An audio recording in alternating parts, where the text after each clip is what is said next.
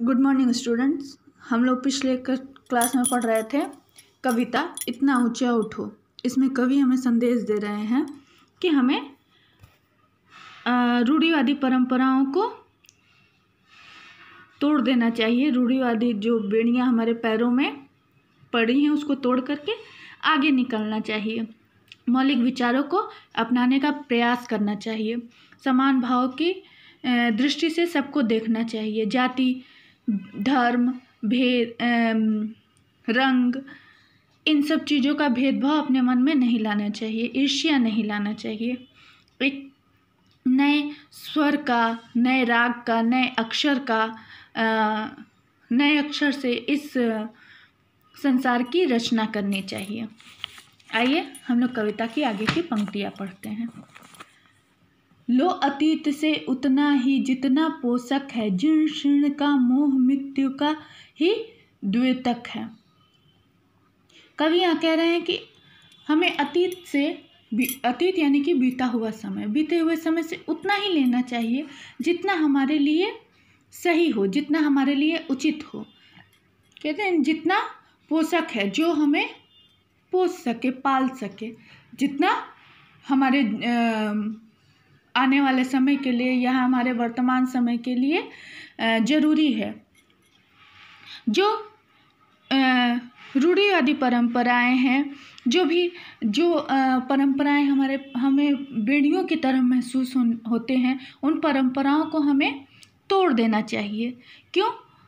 क्योंकि वह मृत्यु का सूचक है। वैसे तोड़ो बंधन रुके न चिंतन, वैसे बंधन को हमें तोड़ देना चाहिए और अपनी सोच को रोकना नहीं चाहिए। गति जीवन का सत्य चिरंतर, धारा के शाश्वत प्रवाह में इतने गतिमय बनो कि जितना परिवर्तन है। हमें हमारा जीवन जो है वह हमेशा गतिमय रहता है, गतिशील रहता है, हमेशा चलता रहता है। और इसमें ऐसी सोच की धारा को प्रवाहित रखना चाहिए जो गतिमय रहे, जो चलता रहे, रुके नहीं। ऐसी सोच को लाना चाहिए। परिवर्तन जीवन में आवश्यक है। परिवर्तन से नयापन महसूस होता है। चाह रहे हम इस धरती को स्वर्ग बनाना, अगर कहीं हो स्वर्ग उसे धरती पर लाना।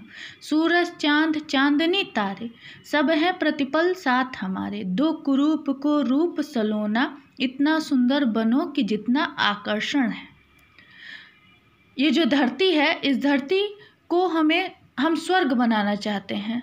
अगर वास्तव में स्वर्ग कुछ होता है तो हम उस स्वर्ग को धरती पर लाएं। सूरज चांद चांदनी तारे ये सब हमारे साथ हमेशा रहते हैं।